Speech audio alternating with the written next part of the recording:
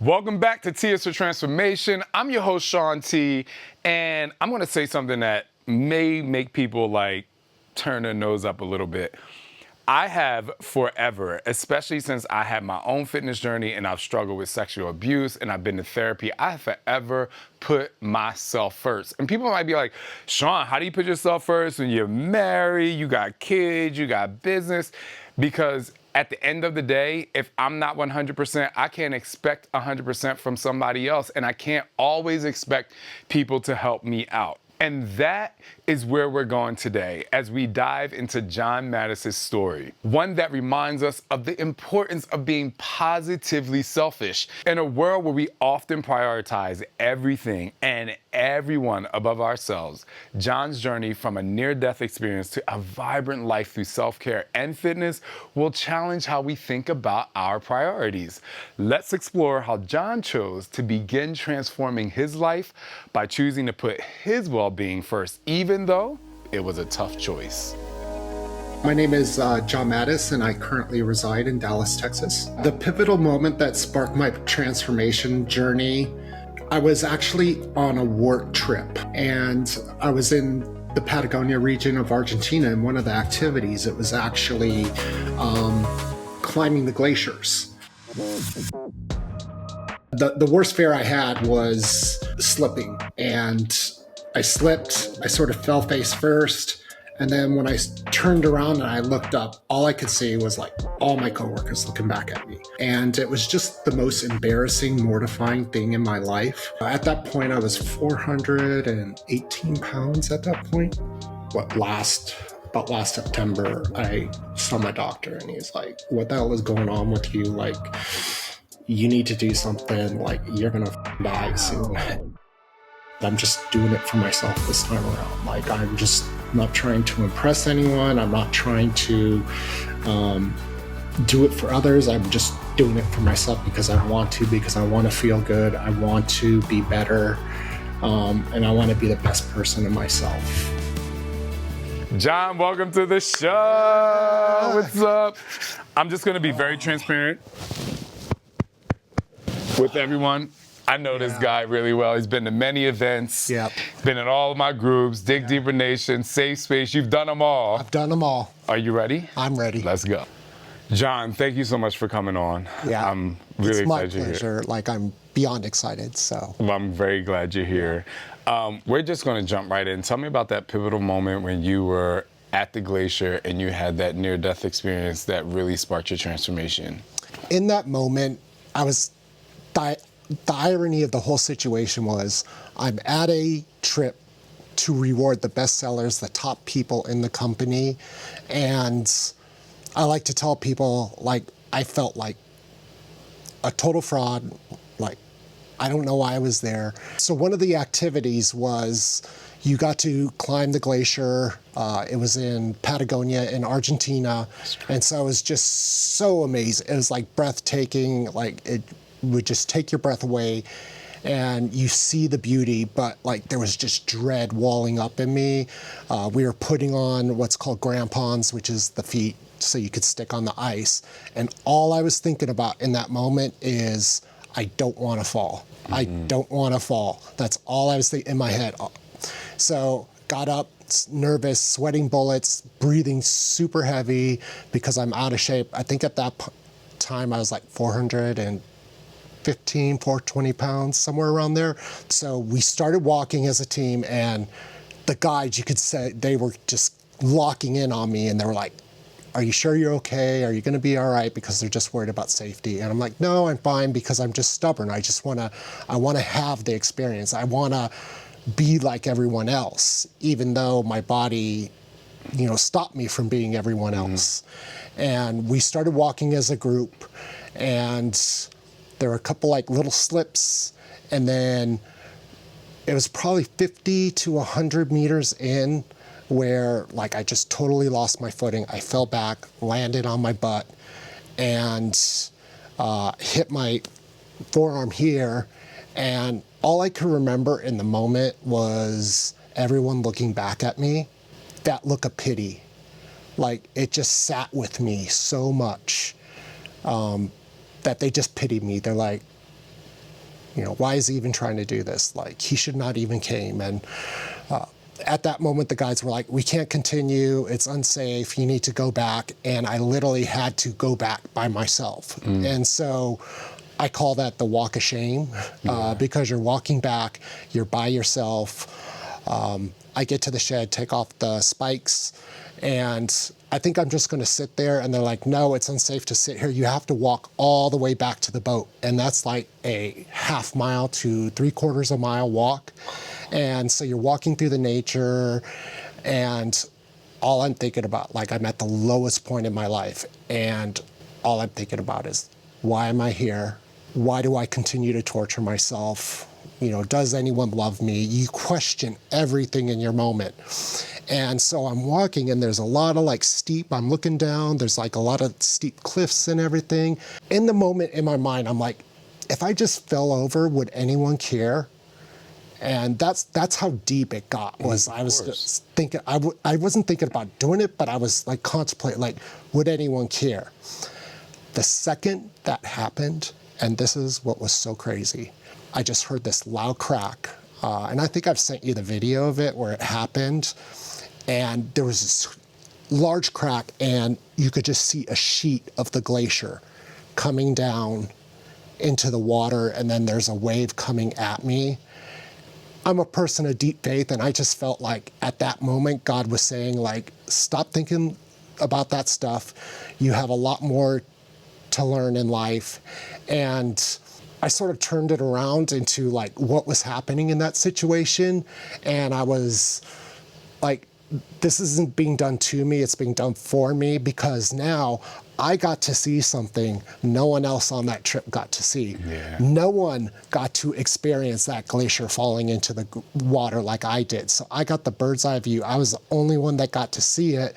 And so later on, when we had like the night event and everything, everyone wanted to look at the pictures. Oh, we heard it, but we never got to see it because we were deep in the glaciers. And I think that night, I probably went through like 4 or 5 bottles of wine, easy, because we're in Argentina. You drink Malbec, you eat steak, other things like that.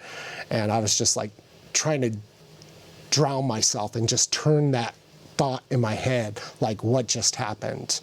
And I would like to say when I got back from that trip, like, that was the starting point of the journey. But it wasn't. Like, I was still in my head about what happened in that moment. And it was probably 2 weeks later after that, I was feeling really bad. I was very labor breathing. I was just sweating. And then I noticed like my leg down here, it was like getting bigger and bigger and bigger. And like, okay, like, my doctors warned me about this. They say, get to the emergency room right away. I got to the emergency room, and sure enough, I was having a PE event, a pulmonary embolism. And so I was throwing a blood clot. And the doctor, after they did all the scans and everything, they said, had you just waited like 15 minutes longer, you would have been dead. And so that was sort of my wake-up call of what I had to do, what I had to change. But it's overwhelming. Like, I didn't know what to do. Like, I've tried to lose weight before. I've always been unsuccessful. People talk about yo-yoing. I was like Mr. Yo-Yo. But like, it was just so overwhelming to think I'm like over 400 pounds. They finally had the scale then. I was 415 when they took me into the emergency room. And just like, how do I lose that much weight? I'm 415 and I probably need to be at 200. Like, and I can't have a surgery because I have blood clots. Right. So it's like, it's too dangerous. So I couldn't even have a surgery to do it. So I just started making slight modifications in my behavior. I was just trying to, figure out, like, just eat a little less. And so when I'm talking about eat a little less, so eating 4,000 calories instead of 8,000 to 9,000, I would routinely eat when I'm binging. To most people, they can't even fathom eating that much calories. Yeah, because when I was eating 5,000, I was like leaning over the counter, like, so when I hear you say 8,000, 9,000 calories, I mean, so obviously I know you were a certain weight. Yeah. But why were you eating that much? I think a lot of it was loneliness. When you don't have someone, you're constantly traveling from city to city. You have this expense account. You could buy whatever you want. You could eat whatever you want. But you really don't have, because you're so busy, you don't have any connection. And the other thing at that point, I had moved to Dallas from California, and so I really wasn't close to my family anymore. I would still visit them quite often, but it wasn't the same as, hey, like every day I could just like walk over and see my mom. And you know, I didn't have that anymore. And so I was still really good about like calling my mom every day and talking to her and texting her no matter what. But it's just, I felt very lonely, very disconnected. And the weight just magnified those feelings of self-worth so much more. It was just such a mental hurdle where I had to switch myself on during the day when I worked. But then after work, like, it was like, it's the wild, wild west at my house. Yeah, it's a free for all. So you mentioned your mom. Yeah. Let's talk about your mom. I know you went through, obviously, a very tough time.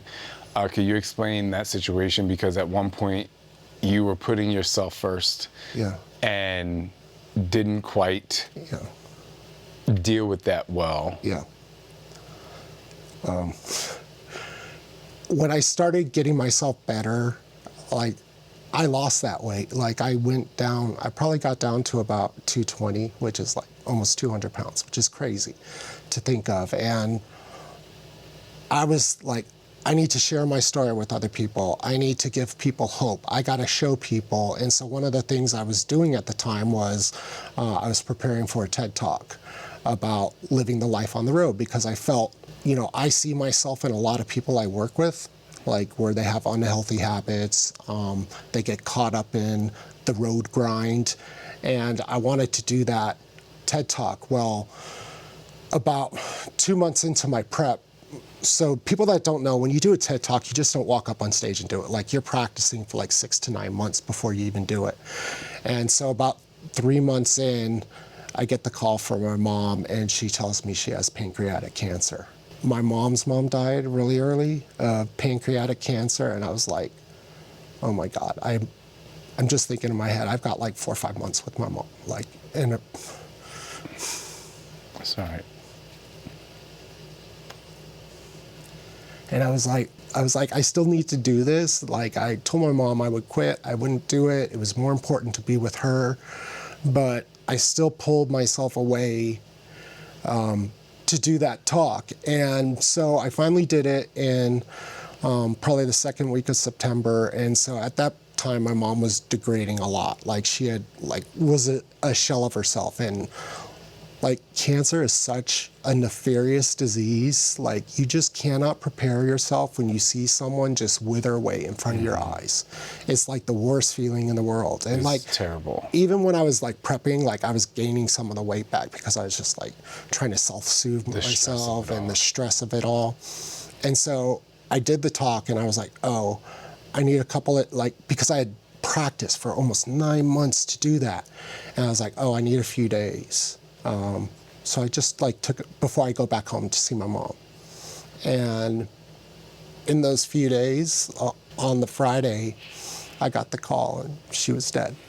And I didn't get to say goodbye to her, and I just felt so terrible. I truly felt like the worst person in the world. Like, I totally betrayed my mom. Like, I didn't know what to do. And it just, like, everything went off the rails. Like, why did I do this? Why was I so selfish? Like, you know, I just felt like I did this all for naught. Now I don't have my mom, like someone I literally talk to every day for so long. I have a question. When you were prepping for this, was she cognizant enough to know what you were doing? Yeah, I mean, and she was like, she's always been my biggest cheerleader. Like, so I have 5 sisters, and I'm the only boy, and so she always says, you're my favorite son, so, because I'm your only son. But yeah, she was cognizant, and like, really what drove me was like, I wanted her to see that I could do something like that. And she was able to see the live stream of the show while she was still alive. So I did have some comfort knowing that she got to see that. But it's just that point where I just wasn't there for her in the end. it was so heartbreaking to me. Yeah. Now, I know I don't Yeah. know your mom. I don't Yeah. know your family, but I can talk to you from a parent perspective. Yeah. Like the love you have for your kid, Yeah. to see them thriving Yeah. is it's in a lot of ways more profound than them being next to you. Yeah. So I know you've obviously Yeah. dealt with this a lot, Yeah. but I can probably say, and I know I met your sister, can Yeah. say that your mom was proud of you for continuing your goal. And plus, as we get older, like, you know, we're parents, we're older than our kids. Yeah. In my head, it's like, well, I've lived this amazing, abundant life. For me, like I'm saying, you know, 46 years already. Yeah. And it's my child's time to find their way, and I've been there before. So Yeah. I know, you know, this is a while ago, Yeah. and it's late in the game, but Yeah. to help a little of the soothing, Yeah. from a parent perspective, like, Yeah. you know, if she's cognizant of what you're doing, she's really proud of you. Yep. You know, and still to this day. Yep. So I just wanted to make sure Yeah, and you it could feel that. and it took me a long time to like figure that out. Like it's like, I know you're a strong advocate of like having therapy, getting mental health, and it took me a little longer to get to that point. But like once I got there, it was like really eye-opening for me and helped me put things in perspective. You know, I talk a lot about the soundtrack of your mind. Yep. And one of the things that I never really had a chance to say in public, I guess, you know, oftentimes I talk about that for like your workout, like the soundtrack of your mind, like how are you going to get through this? What are you saying to yourself? How positive can you be? When you have that soundtrack of your mind in life and you're going through real life experiences, I just truly believe that therapy helps you, you know, change the lyrics a little bit so that it makes you feel a little bit more powerful and accepting as to what is going on in your life. Yeah, and one of the analogies, you know, one of my coaches said is people carry around this wheelbarrow of crap. And that's literally what I was doing. I was carrying around this wheelbarrow of crap, and slowly through therapy, I just start taking stuff out of the wheelbarrow, and then it gets lighter and lighter, and then pretty soon that wheelbarrow isn't there anymore. And then you could just get to that point where you could just be genuinely yourself, be authentically yourself. I mean, I say, you know, it's the same. I love that you're unpacking the wheelbarrow. Yeah. And I think even in your experience and in your life, and I know you, so I know I can say this to you, your struggle and your weight gain is synonymous. And I often say, it's not about the weight, it's about the baggage you carry in your life. So I love to hear you say you're unpacking a wheelbarrow, because when you're unpacking that in a place like therapy, you have clarity, and that clarity literally is fuel for you to start thriving. And that's eating better, that's, you know, obviously mental health, that's, you know, physical health and focus. So I think that knowing that you continued on with your goal, even though something terrible happened in the process of you feeling guilty, it's hard to be positively selfish. And, you know, like I said in the beginning of the show, and there are people who will call you selfish for doing what you want to do and doing the thing that's going to make you feel good and make you thrive. And so let's talk about that and how you feel in today's time with everything, knowing that you've been to therapy. Like, how are you processing those moments of, you know, taking a look closer to yourself and knowing what it is that you want to do? For what I do, so I do sales, so I'm always meeting customers, I'm always out, I do customer lunches, I do customer dinners, and there's just social norms around those environments. There's a lot of drinking, there's a lot of eating, but I had to take a step back from myself and say, I need to be true to myself. I need to do what's good for me. And if I'm just a little awkward, if I come off awkward in that situation because I'm not drinking, I'm not eating like everyone else, I'm not grabbing the same type of things, or in some situations I'm bringing my own food, like, I'm good with that. And almost the mindset, like, to hell what everyone's thinking, I'm doing this for me. And they don't live in my body, they don't carry around my weight, they don't carry around my struggles, so why should I care what they think about me? Exactly. Like no one's going to do it for you. Even a good personal trainer and a good nutritionist, like regardless of your results, we're always going to say, you did it. Yeah. You know, you did it. And it's the same thing when it comes to being selfish or positively selfish. You know, who cares what people think? I mean, obviously people do care what people think because you feel ostracized, you feel left out, whether it's by yourself or other people making you feel bad. But at the end of the day, and I tell people this all the time, when people say negative things about you, they forget about those things within 5 seconds. If people are gossiping about you, they forget literally within 5 seconds when they finish that conversation with that person. But the person that, like you, if they were talking about you, you hold on to that. And that's why I tell people, when people don't like you, like they're not giving you the time of day, so don't give them the time of day, even though it can hurt a little bit, you know? And so the reason why I say that is because I know, you know, you're still on your journey, you're still in this place, and we'll talk about it, but it's like always push that to the wayside because, you know, like again, just like your trainer and your nutritionist can't do it for you, these people can't do it for you. And if they're not adding positivity to your life, then you're like, I like to say kick rocks. And like, it's funny you say that because I say I train the environment for what I want it to be. And if people aren't serving me and if they're not conducive, then bye. Like, I don't care. Like, that's one less person.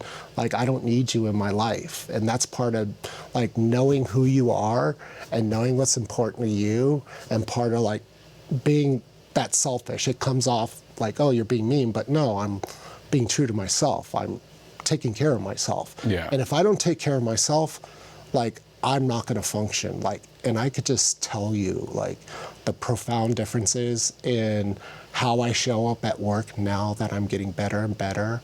Like, and it just correlates. It correlates so true. Like the way you feel about yourself, the way you carry yourself in life, you show up better and better for other people.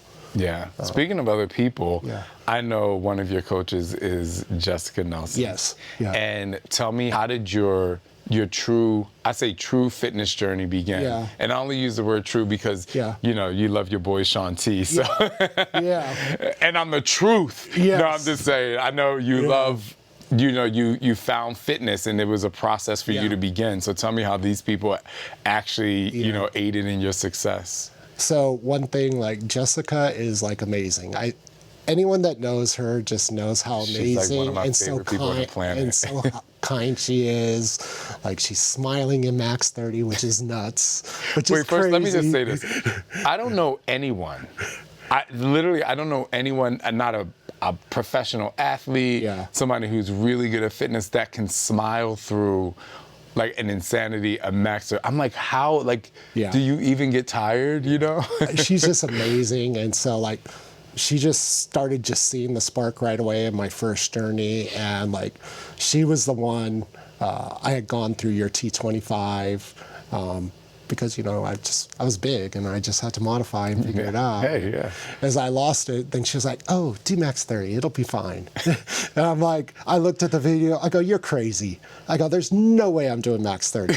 And she goes, trust me, you can do it. And then once I did Max 30, like, I was obsessed. Like, it just, and it's still my favorite workout. It's so interesting, I want to say. Many guests and many people, I'm surprised that Max 30 is people's favorite workout. I don't know if I'm like, this workout is so hard, but for some reason, it's people's favorite. And I will tell you this, and I've said this a lot of times, in the journey of having infomercials and creating fitness programs, obviously Hip Hop Abs is popular in my rockin' body and my dance programs, and like T25 is a big one. But for some reason, the hardest ones are people's favorites, and I created them for that reason, because people they want the easy way, and I'm like, but if you go the hardest way, like, it builds belief in yourself that you would never experience, you know, doing anything else alone. And I think that's exactly the reason why it's my favorite, is like, you make it what you want it to be. Like, you push yourself, you go farther, you go harder, you do more reps. There's no end in sight. So you could keep doing it over and over again, and you just get incrementally better and better. And It's just there's something like almost like psychotic about it. Like when you're doing and you're doing some of the moves and you're like, oh, why am I doing this? And then by the end, you're like feeling amazing. And So you started at that 415, Yeah. you got down to 220, you did the TED Talk, Yeah. you gained the weight back. And then did you meet your coaches and then you started to come back down? So a lot of it was like the COVID weight. So shortly after my mom passed, it was like 6 months later was COVID. And so I hadn't even processed my loss. And then COVID happens.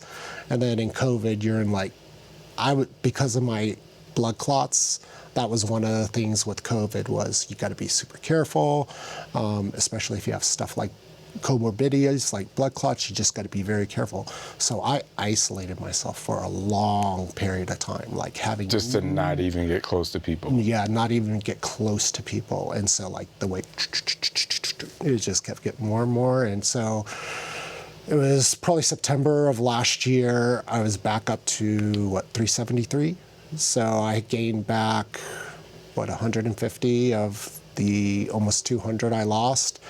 And I just remember my doctor, he was just like, you keep saying how you know how to fucking lose weight, like just do it. Like I'm tired of sitting here in the office talking with you. That's exactly what my doctor said to me. Because he was looking at the numbers, he's like, your blood pressure is skyrocketing, your A1C is 11.7. So if you think about that, people that know diabetes, when you're at 8, you're scared. Exactly. So how scared are you when you're at 11.7? Like, and there was a lot of like little like ailments and injuries and like my wounds weren't healing and all types of things happening that I was covering up and not sharing with people. And then I was like, this is just nuts. Like, why am I doing this? Like, I have no excuse. Like, I don't have kids that occupy my time. You know, I have enough money where I could buy the best food. I control my own schedule. So in a way, I could set aside that time and put barriers around my time. Why am I not doing this? This is so stupid. Yeah. And then I think at that time, I just started hearing about the Dig Deeper and I was like, oh, it's coming out in December. So I'm like a goal-oriented person. I'm like, oh, now I just need to train my body again. And I was talking to Jessica and she was like, yeah, it's gonna come out. It's gonna be amazing. I know you could crush it, you know? And so I just spent like the whole 2 months prior just getting my body and mind in shape and just doing the little things, because one of the things when you have to lose a lot of weight, if you try to do everything all at once, you're gonna fail. Like, it's just like, people just think like I changed everything when Dig Deeper started. No, I didn't. I was working 2.5 months before, prepping my mind, doing the small incremental changes, modifying the food, doing meditation, getting better sleep, all these little things incrementally before the program even started. So when it started, I was just ready to go. Right. So Let's have a talk here. Yeah. Okay. Because the goal is to get to a place where you don't run into something that's going to fuel you yeah, to let go of what you've gained. Yeah. And when I say gained, I mean you've gained confidence, you've gained consistency, Yeah. you've gained support yeah, to go back to have to go to the doctor for your doctor to repeat Yeah. themselves. And so I think you understand and you grasp the concept of being positively selfish. Yeah. I think for you, you have to be positively selfish against yourself. yeah, Right? And it's like, you know, we have these two sides, you know what I'm Yep. saying? Which side is gonna win? Because there's a side that wins that feels really good, Yep. but it's very, very easy, and feeling good and easy is a pathway to going backwards. Yep. And then there's I gotta use everything that I've done in the past Yeah. and continue to do the deep work, and that's the pathway to feeling or keeping a sustainable lifestyle that makes Yep. me feel good. My question to you is, what is that positively selfish thing that you're gonna do or connect to stay the course? So the selfish thing is just be consistency, and then just have it as a schedule in my life. It's part of my life. It's a non-negotiable, and no one can break that. Like my salespeople can't break it. I put parameters around it, and if I get complacent, like I gotta be strong enough to reach out to my coaches, mentally check myself in many of those situations. The greatest thing about like this journey, like I feel so much better about it. We were talking off camera and I was like, man, I feel like I'm eating all the time, like all day long. Like, and people think when they see me lose weight, they just assume because of society that you're eating less. Like I'm eating like 1,200 calories. I'm having some salads. I'm having a protein shake here and there, and like I'm sitting on the treadmill 2 to 3 hours. I go, no, I'm just like lifting weights 1 hour a day. I eat like 3,000 calories, sometimes more, and like I just eating the right things, and I'm losing weight at a responsible pace. Yeah. So long-term sustainable, because I think that's really, as I reflect back on my original journey, that was the thing. I lost the weight too quick, too fast. Like, think about that. I went from like 415 to 220 in 16 months. Yeah. That's a lot. That's a lot. That's a lot. Yeah. That's really quick. And so, yeah. But now I'm laying the foundation. I'm building the muscles, like fueling my body. So when I do have a little bit more, it's no big deal. Yeah, I was hoping you would say that, because even when Dig Deeper came out, and I'm telling people like you need to eat to fuel the muscle, everyone gets scared. Oh. Because society has taught you to eat less, eat less, eat less. And of course, like calories in, calories out is a thing. I'm not going to say it's not. Yeah. But how are you burning those calories? Yep. You know, obviously I'm a big fan of lifting weights and steady state cardio. Yeah. But the bigger picture is like being able to understand what it is that you're doing and being able to understand that that is the balance. Yeah. And I wish that more people would say, oh, I'm actually fueling my body with the food for my body to use. And I'm very similar to you, if I can say this. Like right now, I think I'm eating 3,500 calories, which is basically a pound. You know, 3,500 calories is a pound. And I'm losing weight and I'm eating. Now I'm doing a bodybuilding show, so if you talk to me in like 2 months, you know, I'll be miserable for a few days. But what you're doing is it. And I'm glad you're trusting that process. I just want you to continue to trust yourself that when and if it gets tough, you will 100% be able to come back to this and be like, these are the things that make me feel good. But I also want you to have balance. And this is not to throw you off track, but if you do have, you know, meetings or, you know, you have events that you go to or speak at, like, you know, having a glass of wine is not a terrible thing. It's just being able to control. And don't go into it with this mentality, I'll burn it off later or I'll burn it off tomorrow in my workout. Like, enjoy it at that moment. And it's those little things you're like, this is just a moment in time. Like, if I go to a birthday party, I'm eating the cake or the cookie or the donut because it's just a party. It's not a party every day. You know? And I have abstained for a while. So, like, since New Year's, I pretty much have not had any, like, what people call treats or cheats or whatever, like just eating all whole foods, haven't been drinking. And I know it's not forever, and I know that's like not long-term sustainable, but in my head, I was like, okay, I need to get to a certain point first, you know, like I don't want to prolong the process. Like, I've already wasted enough time losing it and then gaining it back, and so in my mind, I was like, I need to get to a point. And so, like, you know, my plan was, hey, you know, before my birthday in June, then, you know, I go on my cruise, I have like wine, stuff like that, and I enjoy myself, but, you know, I just want to stay the course. And it's so crazy, like, just like the tools I've been learning, working with Kristen, listening to you all the time, listening to what other people say about their experience, I predictably lose about the same amount of weight every week. Yeah, because you know your body and you're doing what you're supposed to do. And it's like so predictable. Like, I'm probably about 1.5 pounds to 2 pounds every week. Yeah, good. Well, I'm happy you're being selfish. Yeah. I do want to say, you said your birthday's in June? Yeah. You're going on a cruise? Yeah.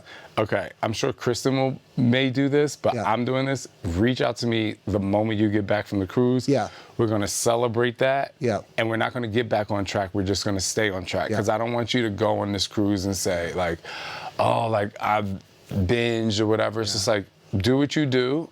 And when you leave the cruise, you're like, yeah, I'm doing what I do. And that's a part of your life.